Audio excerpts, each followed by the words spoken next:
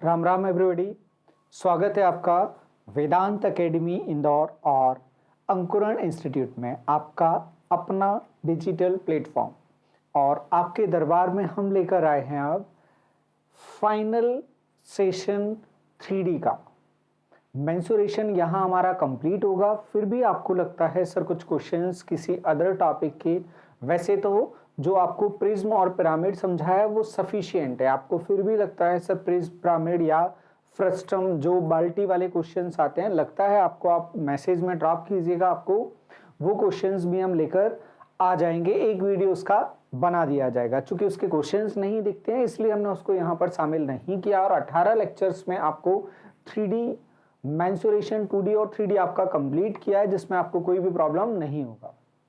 अगर आप पहली बार ही इस वीडियो को देख रहे हैं तो ये 18वां लेक्चर है मेंसुरेशन का। आप इससे पहले सारे सेशंस देखें।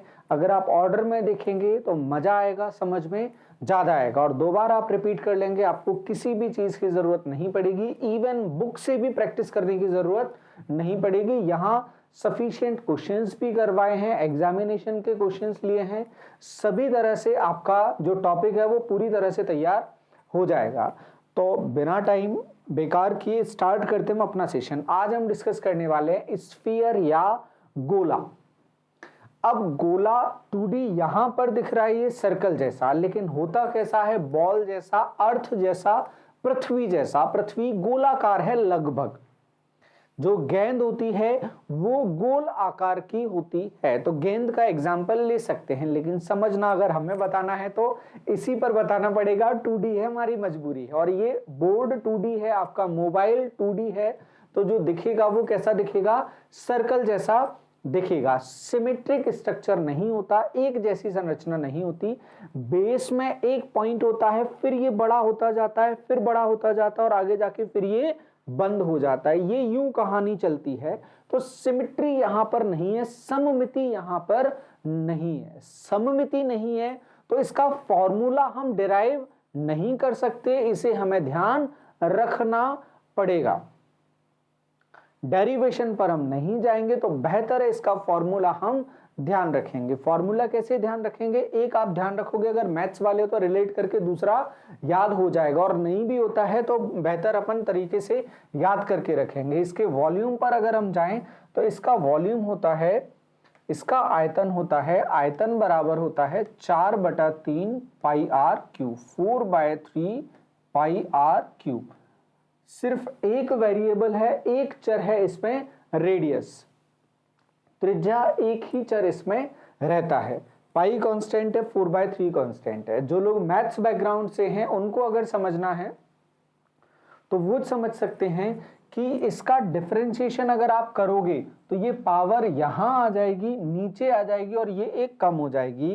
तो कर्व्ड सरफेस एरिया, वक्र पृष्ठ मतलब मुड़ा हुआ पृष्ठ, वक्र मतलब होता है मुड़ा हुआ, कर्व, कर्व्ड सरफेस एरिया, वक्र पृष्ठ का क्षेत्रफल। अब पूरी गेंद को अगर देखा जाएगा तो पूरी गेंद क्या होती है, मुड़ी हुई होती है। तो इसमें कोई संभावना है ही नहीं कि इसमें मुड़े हुए के अलावा कुछ और होगा। तो जो मुड़ा हुआ रहता है उसी को हम क्या बोलते हैं, टोटल सरफेस एरिया। ये नीचे आएगा, 3 से 3 कट जाएगा, बचेगा कितना, 4, और पावर 1 कम हो जाएगी, ये बचेगा 4πr², 4πr²। तो ये होगा इसका सरफेस एरिया। उम्मीद है ये सरफेस एरिया सभी को क्लियर होगा।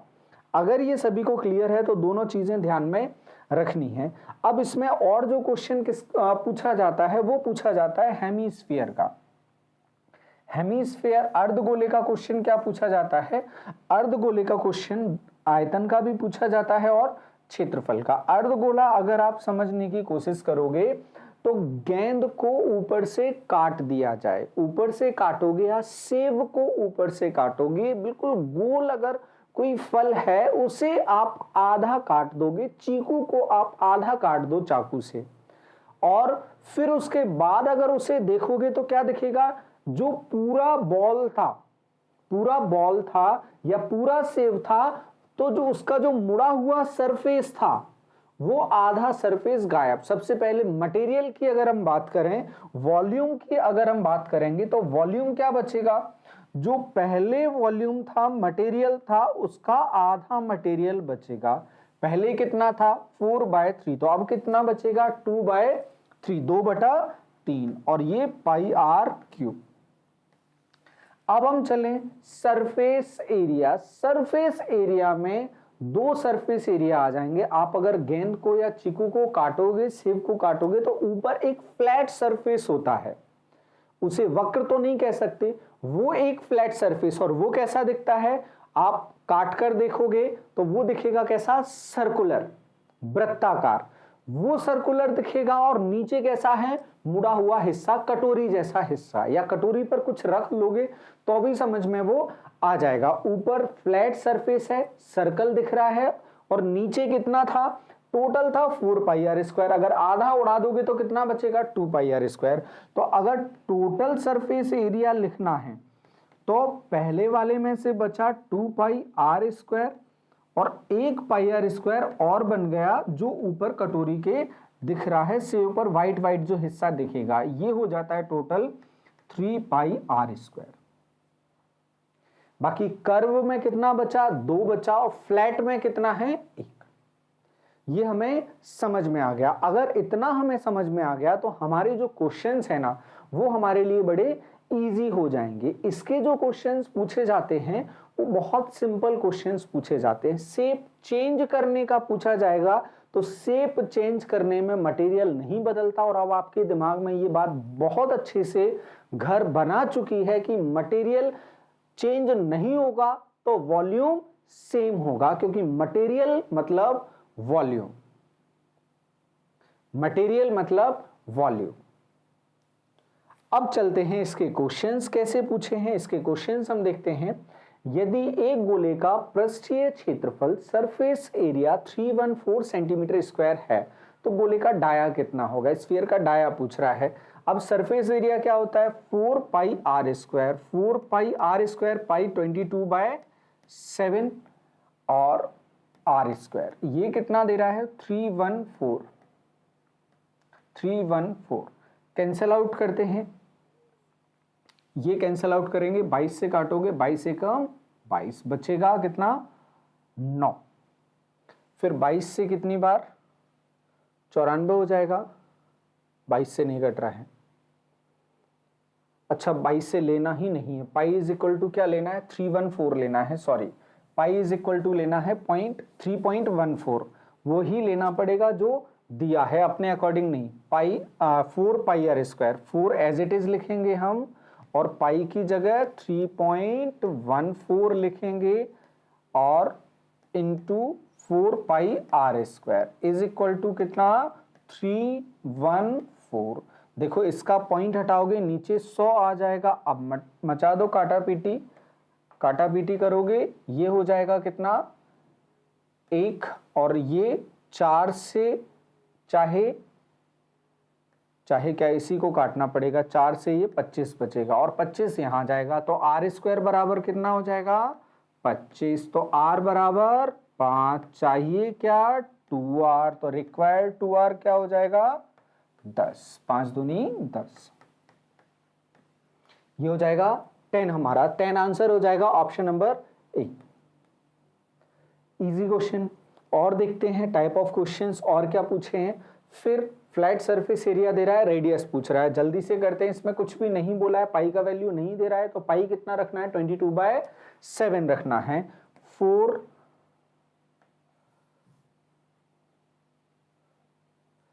4 पाई की जगह 22/7 r², ये कितना दे रहा है 616। 4 से काटते हैं, 4 से काटेंगे इसको, 4 एकम 4, 21 हो जाएगा, 4 पंजे 20, 4 चौक 16। 22 से काटोगे कितनी बार 7 बार, ये 7 का 7 यहाँ गुना होगा, तो r² इज इक्वल टू कितना, r² इज इक्वल टू 49, तो r इज इक्वल टू कितना 7। डाया यहाँ पूछा नहीं है, सीधे रेडियस पूछा है, त्रिज्या पूछा है, आ गया हमारा आंसर ऑप्शन नंबर सी, ये हमारा आंसर हो गया। और टाइप ऑफ क्वेश्चंस क्या है, दो गोलों के व्यास का अनुपात 3:2 है, इनके आयतन का अनुपात क्या होगा। इसको हम पहले भी समझा चुके हैं लेकिन फिर से समझाते हैं। फिर से इसलिए समझाते हैं क्योंकि रिपीट हो रहा है मतलब उसका इंपोर्टेंस ज्यादा है। इंपोर्टेंस ज्यादा है तो फिर हमें समझाना भी ज्यादा पड़ेगा। अब दे रहा है किसका अनुपात, व्यास का अनुपात। व्यास का रेशियो क्या होता है 2r1/2r2, ये दे रहा है। दोनों के डाया कुछ भी होंगे, r1 और r2 रेडियस होगी, उसी के हिसाब से डबल करके डाया बनेगा। अब इसको अगर हम देखेंगे, दो कांस्टेंट आ रहे हैं, ऐसा तो नहीं होगा इसका दो अलग और इसका दो अलग, दोनों सेम होंगे, वो दोनों कट जाएंगे। तो एक्चुअली में रेशियो किसका है, रेडियस का त्रिज्या का। या व्यास की जगह वो बोल देता, कुछ और पार्ट बोल देता। कुछ और पार्ट में क्या आ जाता, रेडियस का देता तो भी बात यही थी। अगर उसके बीच में परिधि का बोल देता, जैसे इसके बारे में बोल देता, ये बिल्कुल बीच में क्या है, उसकी सरकमफेरेंस है। तो बीच में सबसे बड़े सर्कल का अगर वो बोलता, तो परिधि अगर उसका बोलता, तो अब तो भी हम क्या बोलते, 2πr1/2πr2, यही कहानी होती। तब भी क्या होता, 2π से 2π कैंसिल, रेशियो किसका होता, r1 और r2 का। अगर वो बोलता सरफेस एरिया का, तो सरफेस एरिया में क्या दे रहा होता वो, 4πr1², 4πr2²। हम अपनी कहानी किससे स्टार्ट करते, r1 और r2 के स्क्वायर से, r1 और r2 के स्क्वायर से। और आपको ये हमेशा समझाया है कि जो लेंथ होती है, लंबाई होती है, रेडियस, डाया, सरकमफेरेंस, वृत्त की त्रिज्या, परिधि और उसका व्यास, तीनों क्या है, लंबाई है। तो सीधा सीधा त्रिज्या का वो अनुपात रहेगा। अगर कोई भी दूसरा डायग्राम है, स्क्वायर वगैरह है, क्यूबॉइड है, घन है, घनाभ वगैरह है, तो उनमें भुजा की रहेगी लंबाई। और फिर अगर क्षेत्रफल बोल दिया तो क्या हो जाएगा, उसका स्क्वायर। क्षेत्रफल होगा उसका स्क्वायर, और क्यूब होगा, जो वॉल्यूम होगा, आयतन होगा, वो उसका घन होता है। जैसे यहां पर क्षेत्रफल दिया था तो ये वर्ग में आ गया। अगर आयतन होता तो किस में पहुंच जाता, क्यूब में। अब अपन से क्या पूछ रहा है, बोल रहा है r1 और r2 आपके पास हैं, आप क्या बताओ, r1 और r2 का क्यूब बताओ, क्योंकि यही तो वॉल्यूम होता है, यही वॉल्यूम होता है। ये हो जाएगा r से v पे जाना, क्या करना, क्यूब करना, घन करना। अगर हम वापस जाना चाहते हैं तो हमें क्या करना पड़ेगा, वॉल्यूम से r पर जाना है तो घन मूल, क्यूब रूट। तो हमें क्यूब रूट लेना पड़ेगा। अभी हमें कहां जाना है, रेडियस से जाना है हमें वॉल्यूम पर। देखो वॉल्यूम का भी रेशियो आप लोग निकालोगे तो भी आपको वहीं पहुंचना पड़ेगा। वॉल्यूम का रेशियो, वॉल्यूम क्या होता है, 4/3πr1 क्यूब और 4/3πr2 क्यूब। देखो 4/3π तो वैसे ही दिख रहा है, कटने वाला है, तो ये पार्ट कट जाएगा। अगर ये पार्ट कट जाएगा तो फिर अपन इसको रेशियो में शामिल ही क्यों करें, जो कटने वाला हिस्सा है वो अपन रेशियो में शामिल नहीं करेंगे। अगर यहां से r से आयतन पूछेगा तो हम क्या करेंगे, उसका क्यूब करेंगे। अगर हमसे क्षेत्रफल पूछता, कोई भी क्षेत्रफल का अनुपात, तो हम r से क्या करते, स्क्वायर करते, वर्ग करके रुक जाते। और r से आना जाना इजी है। अगर हमें क्षेत्रफल से आयतन भी पूछेगा तो हमारे लिए सबसे अच्छा पड़ा होगा r निकालना, r का रेशियो निकालना। तो यहां हमारा काम हो चुका है, सिर्फ समझाने की प्रोसेस बची थी। 3/2 ये किसका रेशियो है, r का। अपन को कहां पहुंचना है, वॉल्यूम पर पहुंचना है। तो क्या करना पड़ेगा, इसका घन करना पड़ेगा। क्यूब कर देंगे, 3 का हो जाएगा 27 और 2 का करोगे हो जाएगा 8, 27/8, ऑप्शन नंबर ए, ये हमारा आंसर हो जाएगा। और देखते हैं कहीं कुछ सवाल। हाँ, रेशियो का एक और क्वेश्चन आ गया। एक गोले की त्रिज्या अन्य गोले की त्रिज्या की 1/4 है। ठीक है, देखते हैं R1 और R2। अगर यूं समझ नहीं आए सर हमें नहीं पता चलता, एक गोले की त्रिज्या दूसरे गोले की त्रिज्या का क्या है, 1/4 पार्ट। ये समझ में आता है, 1/4 उसका चौथा हिस्सा। तो ये नीचे आ जाएगा। R1 और R2 का रेशियो क्या दे रहा है? R1 और R2 का रेशियो दे रहा है 1:4। अब तुम्हारा दिमाग दौड़ेगा, अब पूछ लो हमसे कुछ भी। क्या पूछ रहा है? क्षेत्रफल पूछ रहा है। क्या अब आपके लिए बहुत आसान है, पिछले क्वेश्चन में ही समझाया। स्क्वायर करोगे तो एरिया और क्यूब करोगे तो वॉल्यूम। कर देते हैं 1/4 क्या है? R, और जाना कहाँ है? एरिया। एरिया मतलब क्या होता है? R²। तो यहां से जाओगे क्या करना पड़ेगा? हमें वर्ग करना पड़ेगा। 1 का वर्ग 1 और 4 का वर्ग 16 है। ये हमारा आंसर हो गया 1:16, ऑप्शन नंबर सी, ये आंसर आ गया। अगर क्यूब पूछता तो 1/64 हो जाता, इजी काम हो जाता हमारा। आंसर आ गया, देखो जल्दी से ही। अगला क्वेश्चन, पृष्ठीय क्षेत्रफल मतलब दे क्या रहा है? R1² अपॉन R2 स्क्वायर या R1 अपॉन R2 का स्क्वायर कितना दे रहा है? 9:16। तो पहला काम क्या बताया था आप लोगों को, सिखाया R1 और R2 का रेशियो निकालना। निकाल देते हैं। R1 और R2 का स्क्वायर रूट लोगे कितना हो जाएगा? 3 और 16। अब क्या निकालना है? आयतनों का अनुपात, मतलब क्यूब करना है। तो यहां चलेंगे हम क्यूब करने। 3 का कितना? 27। ये गलत लिख के रखे हैं हम, इसको अपडेट कर देते हैं। ये 4 हो जाएगा। तो 2 का 3 का कितना? 27। 4 का कितना? 64। 27:64। अब आपके लिए काम ये चुटकियों का है। लेबर इंस्पेक्टर का क्वेश्चन है 2017 का, 27:64, ऑप्शन नंबर ई। बिल्कुल हवाई क्वेश्चन से आपके लिए। अब ये बस समझ में आना चाहिए। एक अर्धगोले का कुल पृष्ठीय क्षेत्रफल, मतलब फ्लैट वाला भी सेव का ऊपर वाला हिस्सा πr² और 2πr² नीचे का कितना? 3πr²। पाई की वैल्यू तो नहीं दे रहा है। 3πr² कितना बोल रहा है? 108 पाई। पाई से पाई काट देते हैं, मचाओ काटा पीटी। पाई से पाई काट दिया, 3 से काटोगे तो R² आ जाएगा 36। तो R बराबर क्या आ गया? 6। R बराबर आ गया 6। तो इसका व्यास पूछ रहा है, मतलब 2R पूछ रहा है। तो 2R कितना आ जाएगा? 6 दूनी 12, ये आ जाएगा 12 ऑप्शन नंबर बी।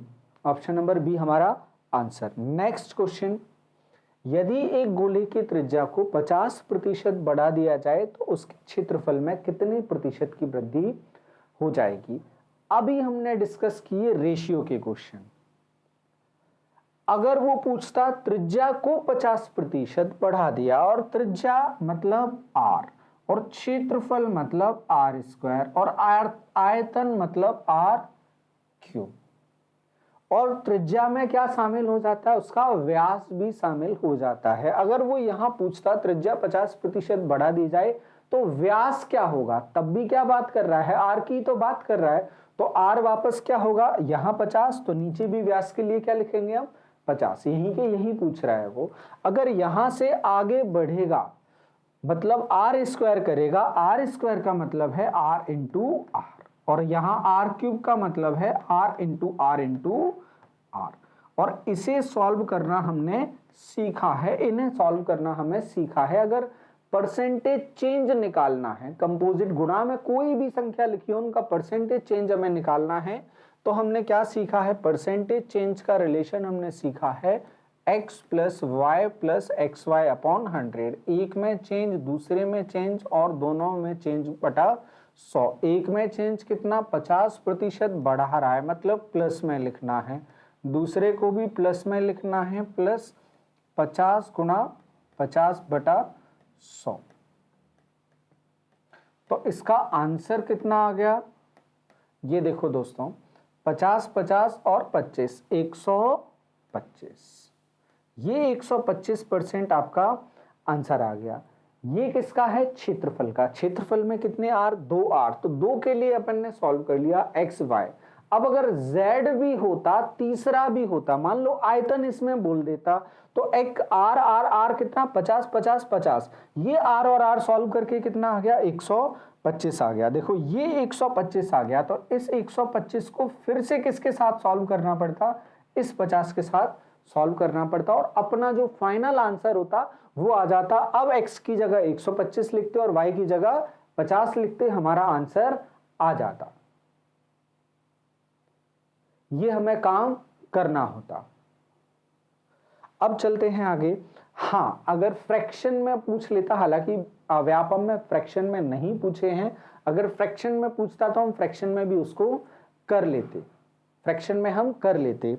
जैसे कि एग्जाम्पल के तौर पर हम बोले, अगर हमसे बोल दिया जाता 14 1/7, ये 1/7, 14 2/7, सॉरी 14 7 98 और 2 100, ये हो जाता 1/7।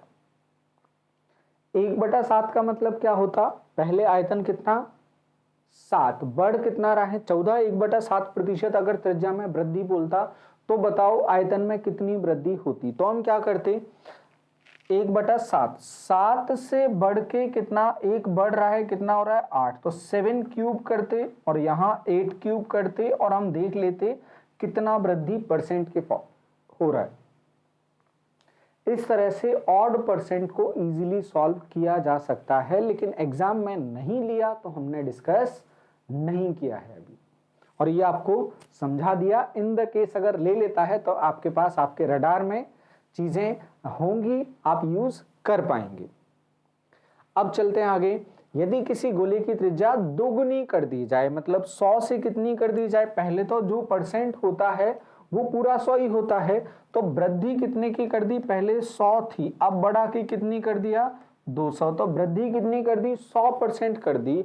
तो जो आर में चेंज है वो आर में चेंज कितना किया है, 100% चेंज किया है, 100% चेंज किया है। इस 100% चेंज के बाद तो आयतन में प्रतिशत वृद्धि बताओ। अगर पिछले क्वेश्चन के हिसाब से देखा जाएगा तो 1 से कितना कर दिया 2, अगर क्यूब करोगे तो 1 और 8, 1 से कितना बढ़ गया 7, 7 बढ़ गया 1 से गुणा 100। तो ये आंसर तो आप लोगों को आ गया जो इससे पहले समझाया उसके हिसाब से, लेकिन चूंकि 100 से सिखाया है हमने तो 100 से भी हम इसको करके बता देते हैं। आयतन में पूछ रहा है, आयतन में आर आर आर, तीनों में 100% है, पहले 2 का निकाल लेते हैं फिर तीसरे का निकाल लेंगे। 2 का निकालते हम 100 x plus Y plus X Y upon 100, x plus Y plus X Y upon 100। देखो 2r का सॉल्व करके कितना आ गया 300। अब ये 300 आ गया, इसे सॉल्व करना है तीसरे वाले 100 के साथ में, तो x की जगह 300, y की जगह 100 और 300 x और ये 100 y बटा 100, 300 और 100 400 और 300 700, 700%। ये आपका आंसर। अगर रेशियो में हमें कष्ट होता है 1 से 2 हो गया और वॉल्यूम होता है क्यूब और एरिया होता है स्क्वायर, तो ये हो जाएगा 1:8। 1 से बड़ा कितना 8 हो गया, 7 बढ़ गया कहां से 1 से, तो 1 से कितना बड़ा 7, वृद्धि निकालना है तो 7/1 गुणा 100 700, दोनों तरीके से आपको समझा दिया गया है। अब चलते हैं हम आगे। मोम के एक गेंद का व्यास 30 सेंटीमीटर है, मतलब रेडियस कितना हो जाएगा इसका 15। इसे पिघलाकर 5 सेंटीमीटर लंबी और 2 सेंटीमीटर त्रिज्या की मोमबत्तियां बनाई जाती, कितनी मोमबत्तियां बन जाएंगी। तो सिर्फ मटेरियल चेंज कर रहा है, मटेरियल चेंज का मतलब वॉल्यूम सेम, वॉल्यूम सेम तो करके बता देते हैं हम उसको। एक गेंद का व्यास 4/3 पाई आर क्यूब, 4/3 पाई की वैल्यू डालनी पड़ेगी, बिल्कुल डालनी पड़ेगी, 22/7। आर क्यूब कितना 15, 15 और 15। और क्या बोल रहा है हमसे, इसे पिघलाकर मोमबत्ती बना रहा है। मोमबत्ती कैसी होगी? सिलेंड्रिकल शेप होगा उसका, मोमबत्ती का सिलेंड्रिकल शेप, बेलन आकार की। तो बेलन का आयतन कितना होता है? पाई आर स्क्वायर एच, लिख दिया है हमने। आर स्क्वायर, आर कितना? 2 सेंटीमीटर आर स्क्वायर, और एच कितना? 5 सेंटीमीटर। और ऐसी कितनी मोमबत्तियां? n। सबसे पहले उड़ाने का आपकी नज़र हमसे पहले हो गई होगी, सर पाई आपने लिख दिया लेकिन हम तो उड़ा ही देते सीधे, अच्छी बात है। 5 से ये कट जाएगा 15 3 बार, और क्या 4 से ये 4 कट जाएगा, 3 से ये काटोगे 3 कट जाएगा। अब कुछ बचा इस तरफ? कुछ भी नहीं बचा। सीधे अब अपन लिखेंगे n इज इक्वल टू क्या आएगा? n बराबर क्या आएगा? 15 15 225, बस 225 ही आ रहा है, और तो कुछ आ ही नहीं रहा है। 225, बाकी कुछ भी नहीं बचा। तो n इज इक्वल टू 225 हमारा आंसर बन जाएगा। ये भी सिंपल क्वेश्चन, सिर्फ वॉल्यूम वो चेंज कर रहा था, एक वॉल्यूम को दूसरे वॉल्यूम में ले रहा था। अगला क्वेश्चन हम देखें। अगला क्वेश्चन बोल रहा है 7 सेंटीमीटर व्यास वाले एक खोखले गोलार्ध जो होलो हेमिस्फेयर है, होलो हेमिस्फेयर, जैसे रबर की गेंद जो आपने बचपन में खेली है, या जो कॉस्को वगैरह की जो बॉल आती हैं, सिंथेटिक वगैरह की जो बॉल आती हैं, जो टाइट बॉल होती हैं, वो जब फट जाती है, जब फट जाती है, टेनिस की बॉल जब फट जाती है, तब हम देखते हैं वो जो बॉल होगी ना, वो परफेक्ट एग्जाम्पल होगा इसका, खोखला अर्ध गोला का पृष्ठीय क्षेत्रफल क्या है यदि आंतरिक और बाहरी सतहों पर विचार किया जाए तो। अच्छा, इसमें मोटाई को क्या कर रहा है? उपेक्षा कर रहा है, मोटाई को निग्लेक्ट कर रहा है, मतलब उसको मोटी मानना ही नहीं है। मतलब रेडियस क्या माननी है? दोनों जगह सेम माननी है। अब दोनों जगह सेम मान लोगे तो बाहर वाला मुड़ा हिस्सा कितना बचता है? 2 पाई आर स्क्वायर। अंदर वाला भी कितना हो जाएगा भाई? बाहर वाले के बराबर। अंदर वाला जब तुम कुछ कंसीडर कर ही नहीं रहे हो तो दोनों बराबर मानेंगे, तो 2 पाई आर स्क्वायर और 2 पाई आर स्क्वायर, तो कितने पाई आर स्क्वायर हो जाएंगे? 4 पाई आर स्क्वायर। देखो 4 पाई आर स्क्वायर इस पूरे का होता है, ऊपर से उड़ा दिया आधा।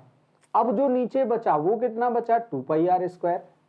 2 पाई आर स्क्वायर बचा, तो जितना अंदर बचा बाहर बचा उतना ही सरफेस तो अंदर है, क्योंकि जो रेडियस का डिफरेंस है वो 0 है। तो रिक्वायर्ड क्या है हमें? यहां से हमसे पूछा जा रहा है, हमें बता दो 4 पाई आर स्क्वायर सॉल्व करके, क्योंकि ऊपर और नीचे सेम है। तो 4 पाई आर स्क्वायर बताना है इनको, आर की वैल्यू पुट करके। 4 पाई की जगह 22/7 और आर की जगह कितना? 7 इंटू 7। एक बार कट जाएगा ये, अब बचेगा 154 इंटू 4, ये हो जाएगा 616 सेंटीमीटर क्या है?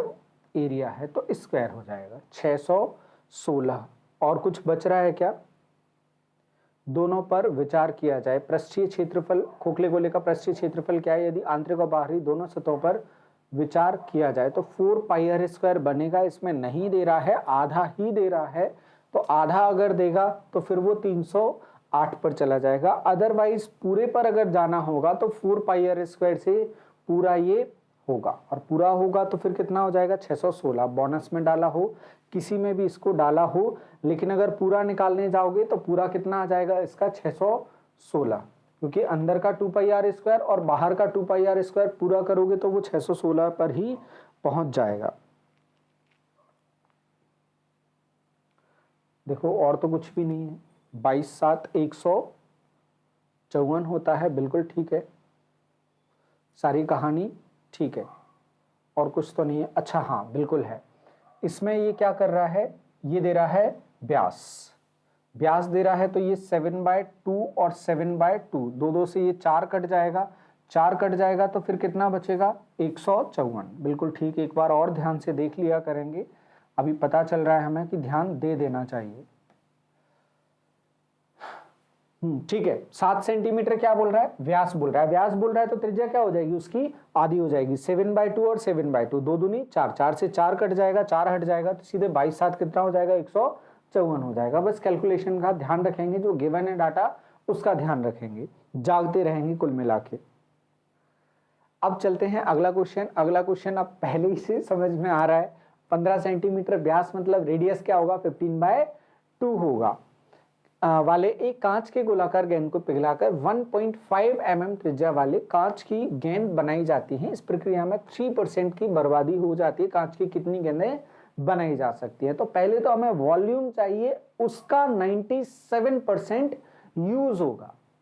जो वॉल्यूम है हमारा, जैसे हमने मिट्टी भी लिया, मिट्टी जब छानते हैं, आटा जब आप लेकर आते हैं तो आटे को छानते हैं, कुछ पार्ट वेस्ट चला जाता है, वो काम में नहीं आता है, तो उसको कन्वर्जन में नहीं लेना है। एग्जैक्ट जो कन्वर्जन के लिए वॉल्यूम आ रहा है पहले हमें वो देखना है। तो वॉल्यूम क्या आ रहा है कन्वर्जन के लिए, 4/3 pi r square, r square pi r cube, r cube कितना 15/2, 15/2 और 15/2, और इसका भी कितना परसेंट, 97%। ये काम में आ रहा है, ये वॉल्यूम है वॉल्यूम 1। और वॉल्यूम 2 क्या होगा, वॉल्यूम 2 होगा किसमें कन्वर्ट कर रहा है, एक गोलाकार गेंद को पिघलाकर 1.5 mm त्रिज्या वाली कांच की छोटी गेंदें बनाई जा रही हैं। फिर से क्या बना रहा है, वो बॉल बना रहा है, बॉल बना रहा है, तो इनका क्या होगा 4/3 पाई आर क्यूब, आर कितना इसका 1.5 mm, 1.5 mm मतलब 0.15 सेंटीमीटर, 0.15 सेंटीमीटर। तो 0.15 और 0.15 सेंटीमीटर, और इनटू में क्या आएगा, ऐसी कितनी गेंद है n। अब मचाओ काटा पीटी ताबड़तोड़ तरीके से, 4/3 पाई 4/3 पाई, नीचे कितना ये 100, फिर नीचे कितना 100, फिर नीचे कितना 100, ये 15 भी कट जाएंगे ऊपर से, 15 भी काट दिए। अब क्या बचा, इस तरफ नीचे 100, ये वाला 100 काट दिया, ये 4 जीरो ऊपर चले जाएंगे और कुछ नहीं बचा यहाँ पे, तो n बराबर ये 4 जीरो ऊपर चले गए, 100 गुणा 100, और यहां नीचे जीरो, दो कितने 1 2 और ये 3, और ऊपर क्या बचा 97, ये 2 दूनी 4, 4 से काटोगे ये 25, और फिर ये 50। अब गुणा करना है, इकाई का अंक तो 5 आ रहा है और एक ही ऑप्शन दे रहा है, इकाई का अंक 5 आ रहा है। देखो 25 का इसमें करोगे 5 आएगा इकाई का अंक, फिर 5 का 7 में करोगे 9 पंजे 35, आप लोग गुणा कर लोगे इसका, ये गुणा आ जाएगा, एक ही ऑप्शन दे रहा है अपन को 12 12 50, 12 12 50, ये अपना आंसर आ जाएगा। आप गुणा करके देखोगे 12 12 50 अपना आंसर आ जाएगा, 97 गुणा 25 गुणा 50। चलते हैं अब आगे, अब आगे चलेंगे। अगला क्वेश्चन, अगला क्वेश्चन बोल रहा है, एक खोखले गोलाकार कोष की बाह्य और आंतरिक पृष्ठों की त्रिज्या 6 और 3 सेंटीमीटर है, उसकी मोटाई दे रहा है, जो बॉल हमारा है, जो रबर का बॉल है उसका मोटाई दे रहा है, बाहर से बोल रहा है ये 6 सेंटीमीटर है और अंदर से 3 सेंटीमीटर, मतलब मोटाई कितनी आ रही है, वो 3 सेंटीमीटर मोटी बॉल है। किसी से भी बनाए, कटोरी जैसी वो बना रहा है, ये इस तरह से कुछ हम मान सकते हैं। ये जो मोटाई दे रहा है वो 3 सेंटीमीटर दे रहा है, ये मोटाई, ये मोटाई। यदि इन्हें पिघलाकर 7 सेंटीमीटर वाले एक ठोस बेलन में बना लिया जाता है, अतः इस बेलन का व्यास बताना है।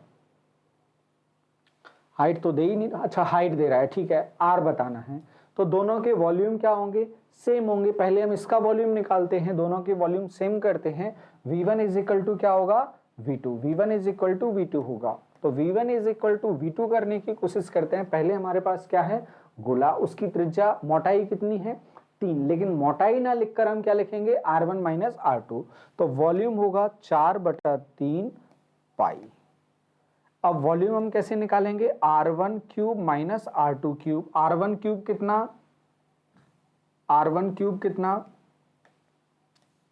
6 क्यूब माइनस 3 का क्यूब।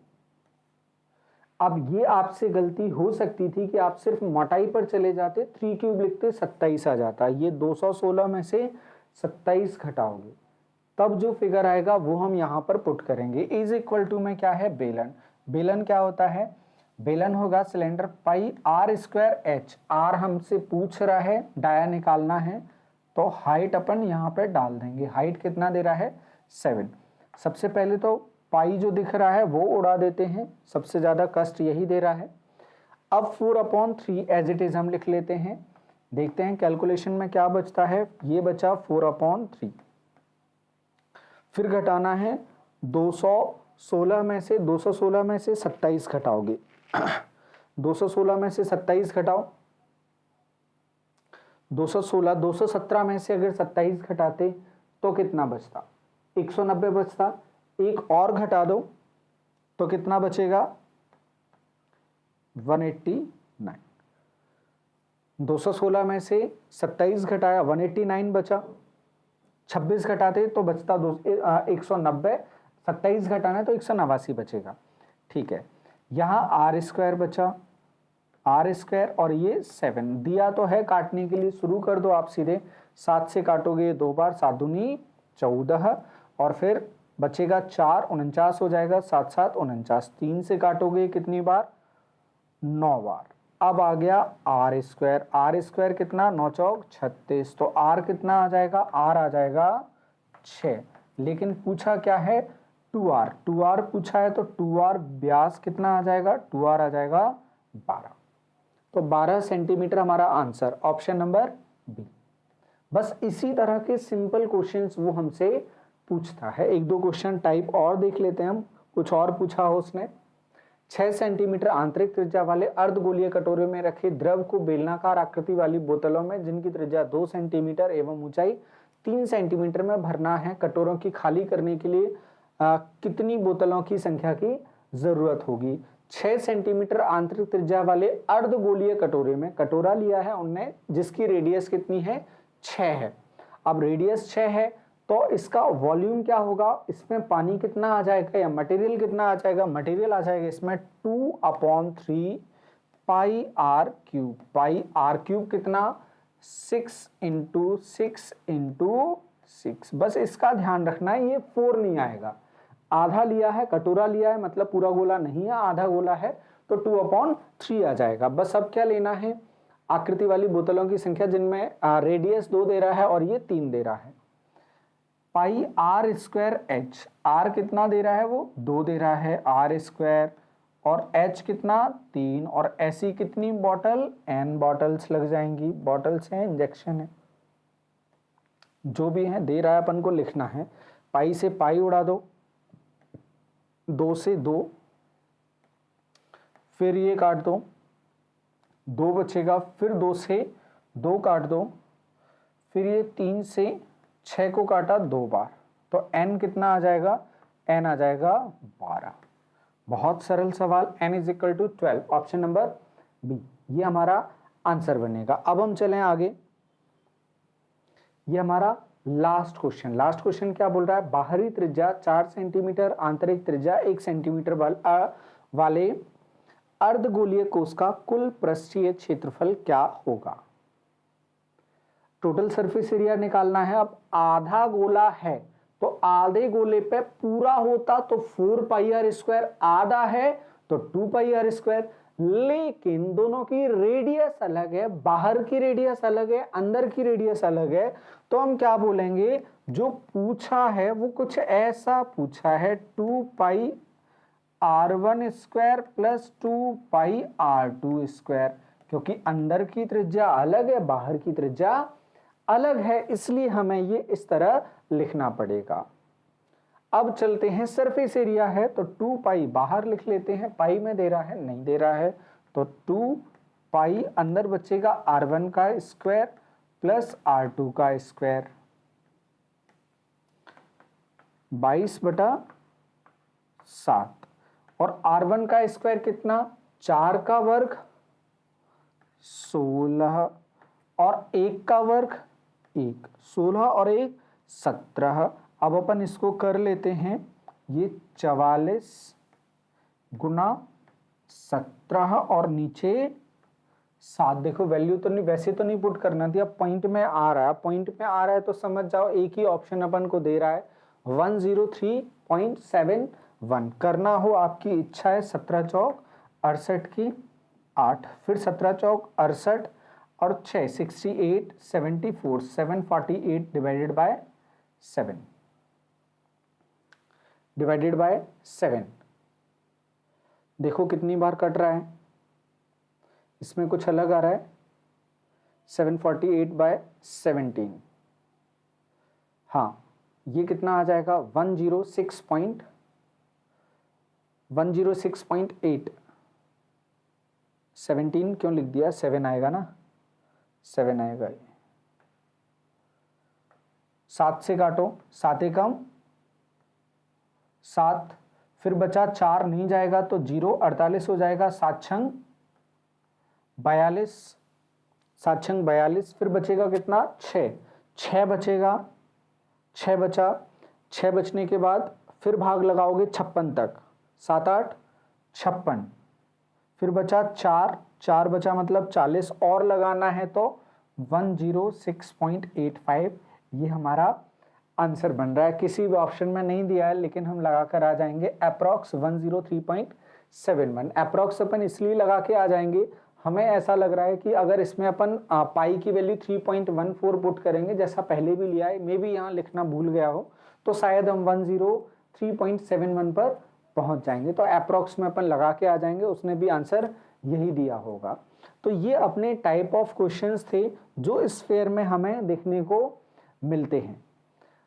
सारे क्वेश्चंस हमने कवर करने की कोशिश की है, फिर भी आप अगर बुक्स वगैरह लगाते हैं तो आप हमारे टेलीग्राम जो चैनल है वहां पर जाके अपने क्वेश्चन को डाल सकते हैं, या तो कोई स्टूडेंट आपको सॉल्व करके वहां पर भेज देगा, अगर कोई स्टूडेंट नहीं भेजता है तो हम उसे सॉल्व करके वहां पर भेज देंगे, लेकिन आपके क्वेश्चन का सॉल्यूशन हो जाएगा। आप लोग मेहनत करें, फॉर्म भरने का टाइम चल रहा है और हो भी जाएगा, लेकिन अब जरूरत है आपको अपनी मेहनत करने की।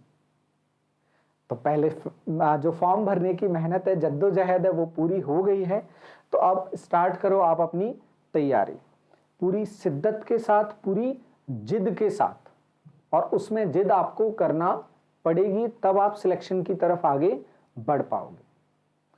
तो फिलहाल इस सेशन में इतना ही, और आप कौन कौन से टॉपिक्स चाहते हैं ये कमेंट बॉक्स में डालते रहें, हम आप लोगों के लिए तैयार करके देते रहेंगे। बहुत बहुत धन्यवाद, जुड़े रहें।